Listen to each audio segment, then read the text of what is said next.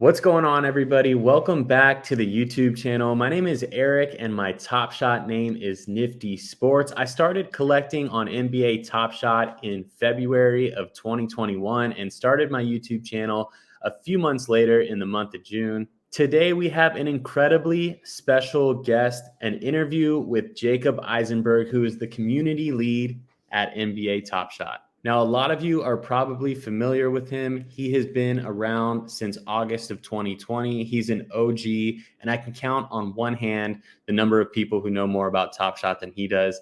He's probably up at the very top of the list. So he's a very special guest, and I wanted to thank him for coming onto the channel. The whole point of this interview is to give some context about how we got to where we are and where we're going in 2022. I think to this interview where Jacob sums it up best, and he says that if you're an NBA fan, your experience is enhanced by being involved with Top Shot, and I couldn't agree with him more.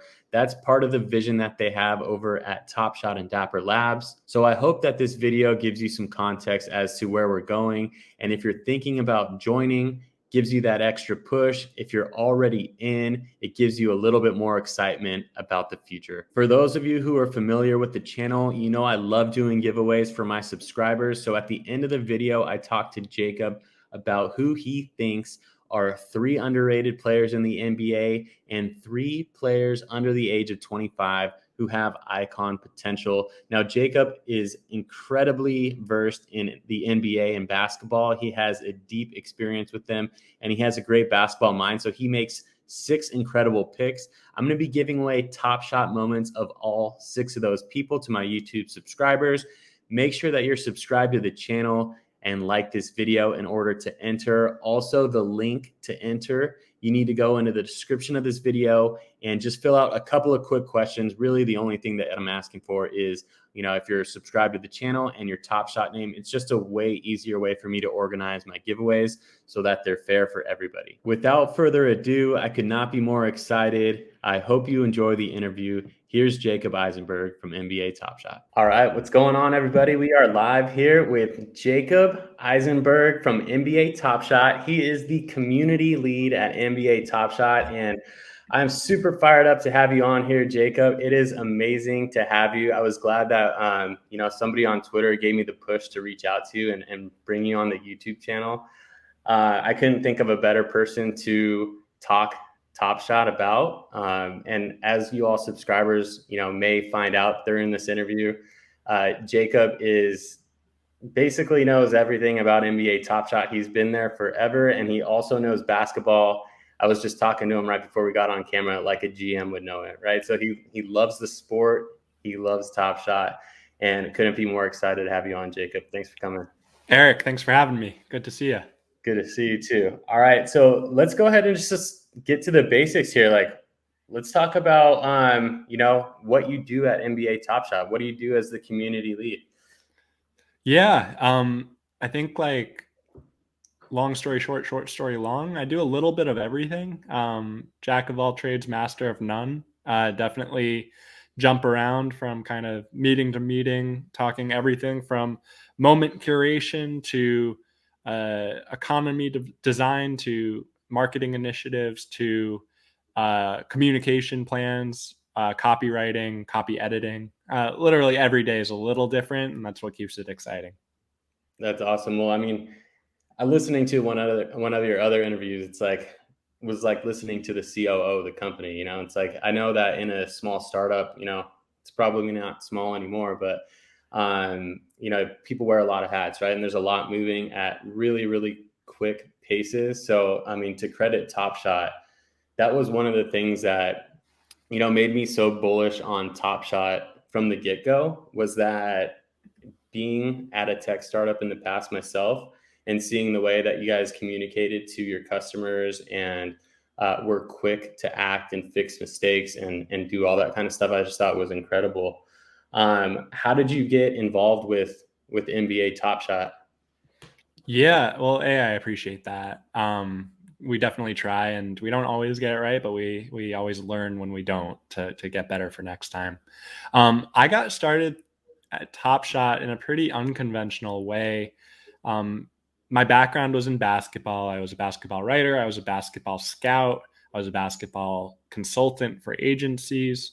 And at the end of the day, it wasn't enough money to pay the bills. So I transitioned over to the startup world, and I worked at a DFS app for a year. I worked at a community-based like Reddit for Gen Z app for 3.5 years. Then I left there to work for Overtime as kind of their IRL senior community manager. So anytime we were doing a community event, I would like help find Overtime super fans to kind of connect them to whichever athlete we were partnering with, whatever. And then COVID hit, and right as COVID's hitting, like IRL off the table, professional sports off the table, and all of a sudden I was like, rightfully so, first on the chopping block. Like that is not a role for a COVID world. So got laid off and kind of did some soul searching, trying to figure out what I wanted to do next. I was exploring a lot of options, and I just wanted to be patient, wait for the right thing. And then as like fate would have it, I got a DM from a former colleague of mine who I used to scout with, who's now like an assistant coach in the Israeli league. And he's like, just got into this product a few weeks ago. I think it's right up your alley. He sent me a link for the community lead job at Dapper Labs. And I was like, oh man, NBA is behind this. I collected cards my whole life. And I got a pack that day and I was hooked. I was ready. I was in.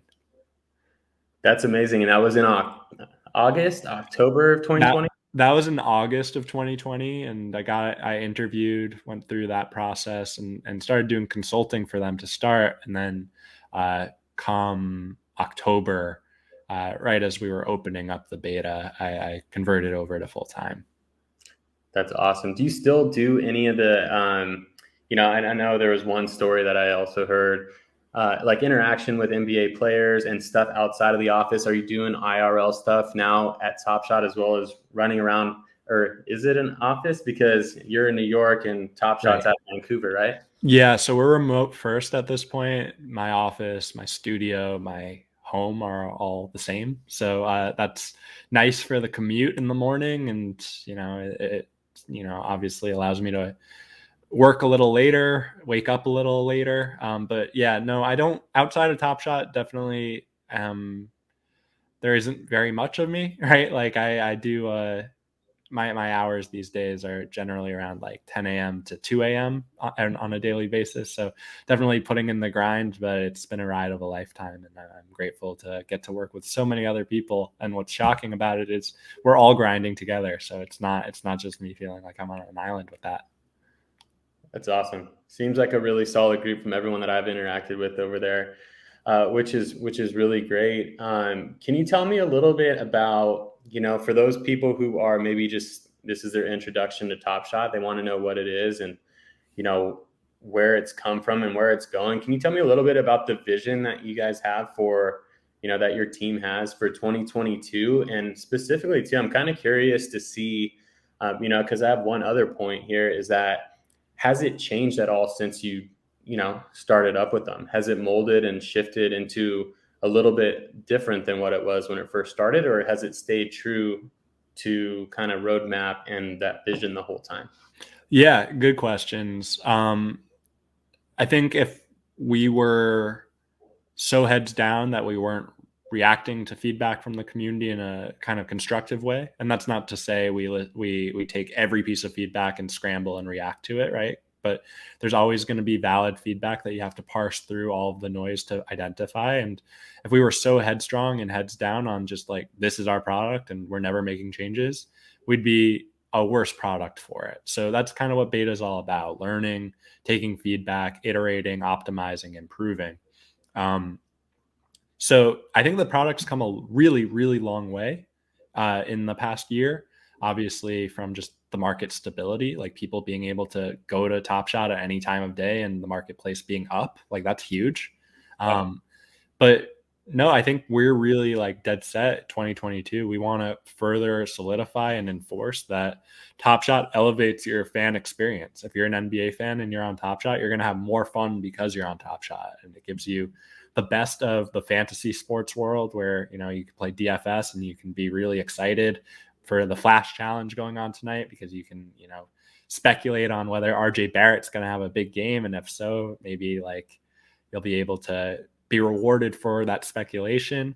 But on the flip side, like there's also so many other layers to it that treat it like a keeper league, or like trading cards for that matter, where, on a daily basis, you can just not check your Top Shot account for 10 years. And then you're still going to have excitement at the end of the day, just like wondering on kind of, those moments that, NBA fans will love for years, and just kind of the fact that you get to own them in perpetuity and they're in your account. And as the world gets more and more digital, and as NBA fans who have already been the most technologically savvy of all sports fans start to understand NFTs more and more, I think it's like a perfect marriage of the perfect sport with unbelievable highlights and a product that can accommodate it. That's amazing. I completely agree. And what did you? One of my specific questions, I think, was: did you ever guys really see it as like a stock market for NBA players or NBA teams or NBA cards? Because you're right. I mean, it's definitely dynamic and it's multifaceted, right? Like you can go after those flash challenges, you can use moments to earn, or did like the gamification just kind of develop organically? Because organically with things like evaluate market and moment ranks and own the moment stuff, where you can literally analyze. Like, I mean, you look at the leaderboard and you see it's basically like a cap table of that 40,000 shares or 40,000 moments within that specific series 2 moment. Was that organic, or was that kind of like underlying? Yeah, I think first and foremost, we're a collectibles platform, and that's, I think like any collectible experience out there, being able to be good at identifying which collectibles are valuable is what makes the hobby fun. So for me as a trading card collector, I never really went into an eBay purchase or a card show with like an appraisal of, I think this card is worth X. I went after the cards that were meaningful to me. And that would be my recommendation to anyone on Top Shot. But of course, the community and I reckon I'm not naive to it. Like there is, when Moment Ranks or Evaluate Market has, these valuation tools, like that enhances a collector's experience. I think for better and for worse, right? Like it definitely turns Top Shot into a game of like, it's no longer about whether you're having fun, which is I think what collectibles should be first and foremost for everyone. Like if you're not having fun and you're making money somewhere, like that's what a job is, right? Like, Right. so if you're having fun and losing money, that's entertainment. And in an ideal world, there's some middle ground between the two where you can have fun and you can enjoy yourself, and you're looking at your collection as something that you want, not generally because you think someone else is going to want it for more later, but you want it because you want it. Sure. Yeah, and I mean that's a really good point too, and it's a really good way to think about it, because when I think about it, right, like I'm a collector, but I also have that middle ground, and I think a lot of the subscribers to the channel do as well, where you would like to see, the ability to even, for me, it's just the ability to trade up and get a cooler collection. Sure. Like if I can trade 2 commons into a cool rare that I want, and then maybe down the road, really get my hands up on that next legendary or something that I want. Like, I don't think there's really anything wrong with that, because it's something that you have in the moment, that you're holding on to, that you think is great. That's part of the game too. But, like I think for some of us, right, there's, for me, like I went in pretty heavy back at probably the worst time. Yeah. And, and that's one thing that I think is really cool too, is that each person's journey on Top Shot is completely unique depending on when they started up to this point. Right. And I think it will be forever. Like somebody who started in, early January 2021, as opposed to March 1st, 2021, like when I bought my first moment, it's going to have a different experience, and it's going to be Like for me, I lost probably 80% of my account value when I was thinking I was buying stuff that was like, I was like, oh, this thing dipped 50%. Like I'm good. And we weren't even halfway there yet. Right. Right. But, but the cool thing is I spending so much time in the marketplace, I was able to, kind of take some L's and rebuy stuff at the bottom and see it rise and go back into the green and it was fun, right? And it was a really cool learning experience, right? But it was tough, right? And I think for me personally, like sticking with it, that was part of the inspiration to building my channel was to kind of be with those people who went through that same bottom part and say that, it's okay. We can ride this back up and we can still have a good time on this amazing platform. And the rake back for the people that, I mean, I don't know if you want to call it that, but whatever it was back in, late November, early December was incredible. It was like super meaningful for me because that's not something that I expect, like I'm a total DYOR guy, do your own research. If you're going to risk money, make sure that you are, it's money that you can afford to lose. And then I thought that was just an awesome gesture. So, from a collecting standpoint, I think a lot of people have their own unique experiences, which I think is a great thing about Top Shot. So, Yeah, I'm really happy that it was meaningful to you because it was certainly something that we felt like it was not just a good show of faith to our community, but it was also, we're all going to make it. We're all in this together. And obviously 2021 came with so many learnings, like an unbelievable amount of learnings that we're going to apply every single one of those. And we've gotten so much smarter as a team for all of those experiences that I think we're going to really have thoughtful and improved opportunities in 2022. And that's not to say that the next time we roll something out, that's going to be the hit, right? Like we are just going to continue to put things on the wall, see what sticks and see what's successful, because we know we have an unbelievable project. We know we have an unbelievable product, and we know we have an unbelievable community. And when you have those three things together with a team like ours, that's not a team I'd want to bet against. that's amazing. I couldn't agree with you more on that. A couple of the questions that I actually got from the subscribers were kind of focused around, collectors, call it utility, right? Rewarding collectors for collecting. And I know you've touched on this on other interviews before, but I did kind of want to offer it up to the people who are watching this video. You had mentioned one of the things that I like about Top Shot too is that you guys seem to really honor the collector, and then also the moment. I thought it was cool that one of the fandom moments you had talked about, like you didn't want to have somebody's moment be outshined by, Right.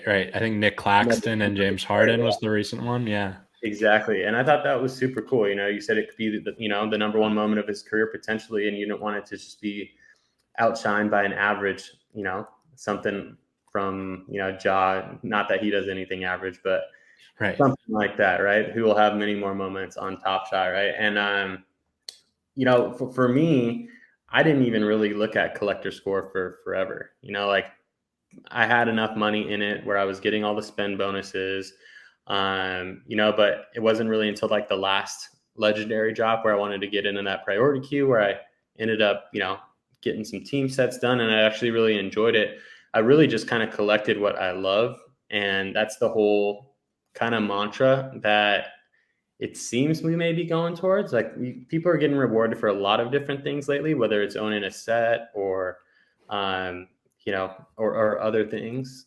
Sure. Is that the way that you see it kind of moving into the future? Yeah, I think we put out a product roadmap at the end of 2021, and in that we talk about spend-based rewards, and I think that's what you're going to see a lot more of in 2022. No timeline on it quite yet, but the concept of like Top Shot, we want you to exactly what you said. We want you to be a fan in its purest form, and what that means is like if you're a Warriors fan. What team are you a fan of, Eric? Is it the Warriors? I'm a Laker fan, actually. Yeah, my Bay Area teams are my original Giants and my Niners, but I actually moved to LA about 10 years ago, and being new to a city, I feel like I had to have allegiance to their team. So I will say this, when I was graduating college, I knew this during college, that I was either going to move to LA or New York. So Mm. it was Lakers or Knicks. You got lucky there, my friend. But yeah, no, if you're a Laker fan, like it should be no question that you want to get the one LeBron rare or the one Anthony Davis legendary over, say, uh, you know, X number of the cheapest base set moment to stack your collector's score. And that's something that we are aware of and we need to continue to iterate and improve, because like that ends up kind of making Top Shot more complicated to a new fan coming in. Like, why would I want, and no disrespect to any of these guys, but why would I want, 50 Kent Bazemores for the price of that one LeBron, whatever. Sure. So we're working to address that. Whatever we do in 2022 to address that, we'll have to make sure that we're grandfathering people in that did collect in that way, because it's undeniable, but that there was a layer of collecting on that pretense of, as you said, stacking team sets to boost your collector score. If that's how you wanted to go about it, nothing wrong with that per se. And if that was how we kind of accommodated your strategy, then it's on us to kind of make sure that you're taken care of as far as being grandfathered into kind of whatever comes out next. But I think, it's clear to us that there's room for improvement. Yeah, and that's amazing. I think that's something that I look forward to seeing, and that I think, like you said, it's impossible to please everyone, right? There's always going to be people griping about something or other. But the way that I think you guys go about it is just, it's good for the community, and it makes the community stronger. I think that's the main, thing that about Top Shot, that if you're not in Top Shot, once you get in, the community really grabs you, right? If you're on Twitter out there, you can talk Top Shot all day long. You make friends. I've made friends. It's something that I didn't expect to do, but I made a ton of friends through NBA Top Shot. So That's what I love to hear it, man. I do. I yeah, genuinely do. cool. So let's talk a little bit of basketball now. I know we probably have about 5-10 minutes left. I'd love, want to respect your time. I love the fact that you can talk basketball like the best of them. Like I said, it's like listening to you talk is like talking, like listening to a GM, right? You know all the moves, all the history of it. You have obviously a deep basketball background. A couple of questions. So I like to build my collection. For me, like one thing that I think is so amazing about basketball, right, as opposed to other sports, is that they're in the limelight so much, or in the spotlight. There's 5 players, on the court at once, as opposed to, 22 in football, and, 18 in baseball. Right. And they also have the ability to create, unlike any other sport, like you can't throw a touchdown pass to yourself, and yeah, you can hit a home run, but that's Right.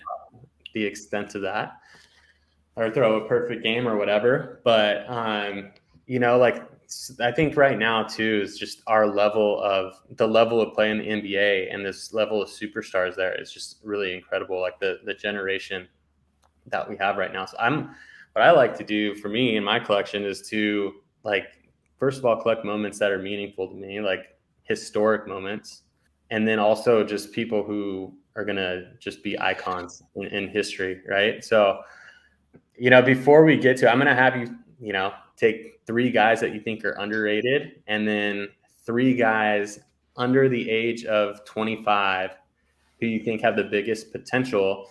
And I'll be doing a giveaway around those moments. So I'll be giving out, I don't know. I can't promise that if you say Anthony Edwards, I'm going to give out the $55 moment with everything, but I'm going to see what I can do based on your answers, and then do a giveaway to the subscribers. So, but, before, something actually just came to mind, and I wanted to address it real quick too, because I think it was something important for me going into NBA Top Shot, and I forgot to bring it up earlier. I'm sorry, but can you talk a little bit about your partnership with the NBA. That was something that I looked into, and what kind of sold me on Top Shot was like, okay, they're licensed by the NBA for videos. Can you share from your end, a little bit in more detail than I wouldn't, you know, just be able to say? Because I think now at this point, it was different back in, February, March of this last year than it is now, because we've sunken our teeth in a little bit. It's like, user growth is there. There are sales upon sales. There's more investors. There's a ton of other things that come along with to add to the credibility. But in terms of the moment and the highlight, can you talk about your partnership with the NBA on that? Yeah, they've been an unbelievable partner. We're so blessed to, as I was talking about earlier, like NBA fans are the most technologically savvy of all sports fans in the world, and the NBA has been a true pioneer in tech, and Top Shot's a perfect testament to that. So, yeah, as you mentioned, we have a deal with them that gives us the right to license and use the best highlights from NBA history, and what could be better than that, right? Like, if you're thinking about what makes an NFT special, like, well, just take the equation of millions of fans baked into a certain favorite player or favorite team or whatever, and just the moment in time, the moment when everything in your life, like, you can pinpoint, oh, I remember where I was when that dunk went down, when that buzzer beater was hit, whatever it might be. And I think that's super powerful as a fan in a way that collectibles has never been able to do before. I guess the closest kind of time capsule might be like after your favorite team wins the Super Bowl or the World Series, you'll see that commercial of like pre-order that commemorative, t-shirt and DVD of the championship run, whatever it might be. And that's cool too.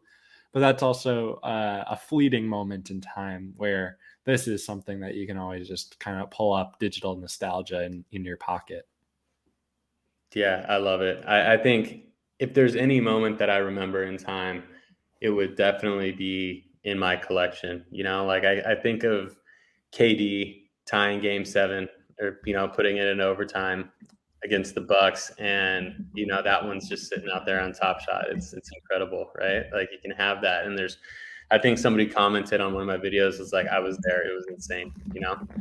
Tons of other things too. And I think, just before we get into these, your top picks here, like, Top Shot's done an incredible job of selecting those moments. I know, your buddy Austin over there, who I haven't met yet, but he's probably, I think, the lead guy in putting the moments together. This season has been absolutely amazing. It's been so cool to see, the progress from last season to series 2 to series 3, in my opinion. I can never get enough slow-mo moments. All right, so let's get into it. So who do you think are the underrated guys out there that aren't talked about as much, that are just dangerous basketball players that you think could have a really solid NBA career and are going under the radar? Yeah, I think you look at the Grizzlies, they're obviously like trending really well. And they have two guys that I think are just severely underrated. And slow mo Kyle Anderson's one of them. He's really figured out his role in the NBA as just kind of a Swiss Army knife, really good defender, great passer, capable shooter at this point, just a guy that every team would want to have. And then Desmond Bane, who was a first round pick last season, in year 2 now, and has established himself as arguably the best 3-point shooter in the entire NBA. But he's also got, just huge arm. Like, he's strong. The guy can really defend, and he's stout, and he's got a little bit of like maybe not a Marcus Smart frame, but something of that sort, which means like come playoff time, he's as valuable as they come as far as non-superstars. And then I think like he gets talked about a ton, but I still think he's underrated, is Alex Caruso. I think Alex Caruso is unbelievable. The Lakers miss him dearly. The Bulls are super glad to have him. Yep. And just the fact that he couldn't get like a 15, 20 million annual average value deal is perplexing to me, because like the guy impacts winning on a level that very few guys in the league go. So those three are guys that I would say, if I were building a team, they'd be within my top 60 players that I'd want. And I think for most Maybe Bane is on some people's lists for that, but I think most of those guys aren't in a lot of people's top 100. So this is not Top Shot advice. This is just strictly like analyzing the NBA. I think those guys, they're never going to be Hall of Famers or All-Stars, but they are absolutely guys that impact winning on a tier similar to some guys that make All-Star games. For sure. Those are great. Those are 3 great picks right there. I mean, obviously, Miss Caruso over here in LA, loved having him. He was a spark plug for sure and just a solid player all around. I mean, it was funny. I went to a Laker game. I think it was the last game that LeBron suited up, probably in the year before COVID, so 19. And like that was by far like, my mom loved watching him play. She's like, who's that guy and why is he so good at basketball? And then I saw him at a bar in LA and I went up to him and I said, what's up? And I was like, you're my mom's favorite player. Love it. So that was cool. All right, now let's move on to wrap it up with 3 guys that you think, and I have a couple guys that I think could be in that iconic range. I'm talking guys who like go down as potentially some of the best in history. Talked about like guys like potentially, I mean, I know there's no MJs out there or probably LeBrons that are under 25 right now or Kobe's, but who knows, like on that tier of a level. And when I think of that too, I also think of their like persona, right? Like where you're seeing them, like brand deals and their personal brand, right? Who are three guys that you think that are 25 and under? You can throw a 26-year-old in there because I'm not exactly sure of their ages, but the youngest guys in the NBA who you think have that icon power. Yeah, I've got to start with Luka. Luka has done it on the biggest stage in the playoffs against one of the best defenses in the Clippers and was just a one-man wrecking crew. He's the only guy under 25 that's had any kind of moment, so to speak, that's similar to like a LeBron James young player moment. Now, I think that, and by that I mean like LeBron against the Pistons going for 25 straight, all that. But Luka's big thing is going to be just figuring out how to be a better teammate and a better leader. He's got all the physical skills. He's going to need to get himself into better shape. But I think he had a lot come to him very early in his career, a lot of kind of deference and a lot of just accommodating. But he strikes me as someone that at this point in his career isn't as jovial as maybe Dirk was for, the Mavs or Tim Duncan. So I'll look to see that as his next evolution because I think on the court he's got all of it. Then I'm going to go with 2 point guards. I don't know if either of these guys are going to be kind of Hall of Famer. I think they certainly have a chance. Ja Morant, of course, who's top 10 player right now and definitely in the conversation for MVP and All NBA first team, and what he can do is just unbelievable on a nightly basis. Yeah. But Trae Young being the other. And I think people are down on Trae Young right now because people are super short. The memory is super short, right? Like the guy almost single-handedly took the Hawks to the finals, almost like, and if they make the finals, who knows what they do against the Suns. There was a point in time when it looked like they were going to take down the Bucks. They took down the Sixers. Trae Young in the playoffs totally dispelled kind of my perceptions about what he could do in the playoffs because offenses would hunt him on defense, put him in pick and roll, and they didn't lose, right? Like Trae Young held his own, and it wasn't until he kind of took a 3-pointer and stepped back accidentally on the ref's foot that he twisted his ankle, and that did it for the Hawks' playoff chances. But I think you put Trae Young on a team, and I think this Hawks team could still do it, but I think you put Trae in a situation where, the lights are turned on and it's the playoffs. And I think he just elevates to another level. So those are my 3 guys. Notable omissions are Jason Tatum and Zion and a few others that I'm super bullish on as well as just superstars. But I think those guys have a little bit more kind of to do to get to the next level of just like savant level NBA player. I think Zion obviously has the defense to work on and Tatum has the playmaking to work on. Whereas Trae's maxing out of what he can do. It's just a matter of him being limited by being 6'1" or 6 feet as far as how good a defender he could be long term. That's awesome. The things that come to mind, you're talking about these guys, and Luka, you can buy that moment on Top Shot. I think that's such an underrated moment where, he's going against the Clippers and he just goes off, right? And then same with Trey. There's a couple playoff moments in there, that common reward, which is in my forever vault. Like I'm not selling that one, right? And unfortunately, it was at Madison Square Garden, but that one, and then also his shimmy 3-pointer, his rare. He goes off for 50 in game 1. Yeah, Is insane. And for me, like, I think the playoffs is what you remember in sports. Like, you remember stuff on a nightly basis, and of course, like, yeah, the lasting memories are going to be there, right? But the playoffs are where history is made, right? So that's why I love collecting stuff from the playoff sets. And then number 4 is actually it was my favorite set on Top Shot for a while by far. oh, nice. I love it. Yeah, that one was one I named, and if I were to do it over again, I may have not put that one forward as the name. It's just a lot of words, but it's cool. It's like you can't do Final Four, obviously, so it was like the next best option as far as naming it. I think it's great. I mean, the player selection and everything about it. I think there wasn't one player in that set that wasn't like impactful, and the moments were all killer too. So, and I like the small sets.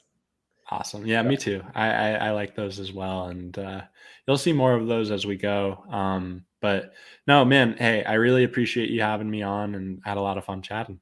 Yeah, thanks for coming on, Jacob. I appreciate it. We made it through. I was scared. I think the thing that I was most scared about for this interview was that I was going to call you Jesse instead of Jacob, because I knew it. Like, I obviously, like, Jacob, I knew what it was. But for some reason, there's some other Jesse basketball guy out there on Twitter land that, like, well, Jesse Eisenberg is the obviously the actor from The Social Network. So yeah, I've gotten that before. But yeah, I get Jason a lot, so glad you didn't call me Jason. But all in all, nice job to you, Jacob, the whole time. You did a good job. Yeah. Well, hey, we really appreciate you having you on here. I got your names down as Anderson, Bain, Caruso, Luca, Ja, and Trey. So we're gonna get the subscribers some moments from your top picks. Awesome. And this video, I'll probably drop this video sometime later this week. So we'll have, according to your judge interview, I think you said the 15th, we'll have some rare or legendary pack news or something crazy going on. Yeah, looking forward to it. Very excited. Cool, man. Well, thanks again. Great chatting with you. Great meeting you. Good luck with your move too, and taking the studio with you wherever you're going. Awesome. Appreciate you, man. Have a good one. Take care. All right, Jacob. Thanks.